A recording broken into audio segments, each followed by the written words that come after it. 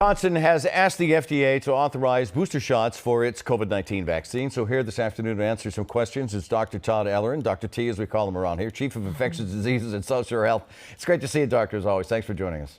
Thank you, Doctor. We appreciate you being here. As you know, J&J, Johnson & Johnson, distributes the only single-shot vaccine authorized here in the United States. So this new booster, would it be more like a second shot? What can you tell us about it? It's a little tricky. Some of it's semantics, Maria. So if the boost is at 6 months, they can probably call it a single shot with a booster. If they boost at 2 months after, then that may be considered a second shot. Either way, we know that that additional boost gives you higher immunity and protection, more protection against COVID. So, Dr. T, we're going to put a graphic on the screen, so take a look at it if you would. This is a breakdown of how many people here in Massachusetts have gotten either the Pfizer, the Moderna, or the J&J vaccine. J&J is in the smallest number group, but it still impacts well over 300,000 people. So the question is, how does their protection level right now without the booster shot compared to people who did get the Pfizer or the Moderna?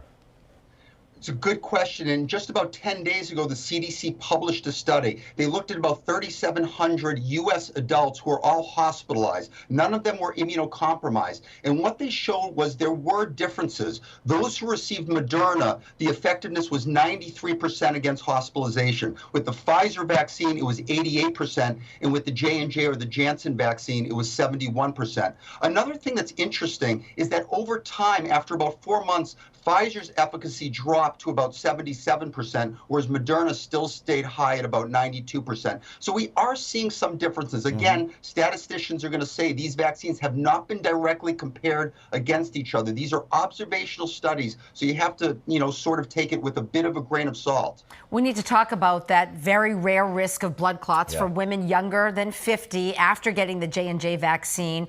What should they know before getting a booster, and does it impact men as well? Okay, this is important. So remember, there is a warning about the women under 50 and increased risk of clots with the J&J vaccine. You still have to realize, Maria, this is exceedingly rare, okay? But I think it's important to know, and I think if someone under 50, if you're a woman and you want to think about an alternative vaccine, that's when I think it's time to allow the person to have a messenger RNA vaccine. I think that's very reasonable as a booster. But, you want to weigh the risks and benefits and allow that person to have an individual decision. Dr. T, we were talking about the shots and who has gotten what here in Massachusetts. We're still waiting for guidance from the FDA and the CDC about mixing and matching COVID vaccines. So you can imagine people might think, well, I'd rather get the Moderna, for example, in the future. So what do you hope is decided here?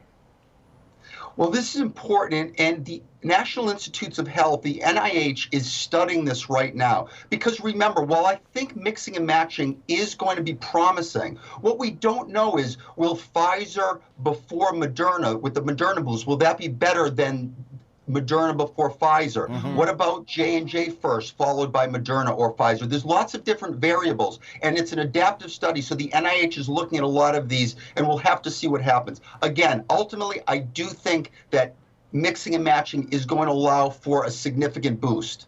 I have to go back. I included men in that as well, and the rare complications of the blood clots only apply to women in terms of what we've seen for data, correct? It's mostly applied to women. That's right. Women are a much higher risk than men. Again, when I say higher risk, that's relative. The overall risk is extremely low. Overall, the benefits far outweigh the risks. The risks of clotting from COVID is much greater than the risk of having a clot from one of these vaccines. Dr. T, thank you. Great to see you. Take care. Thank you, doctor. Be well. We're going to take it.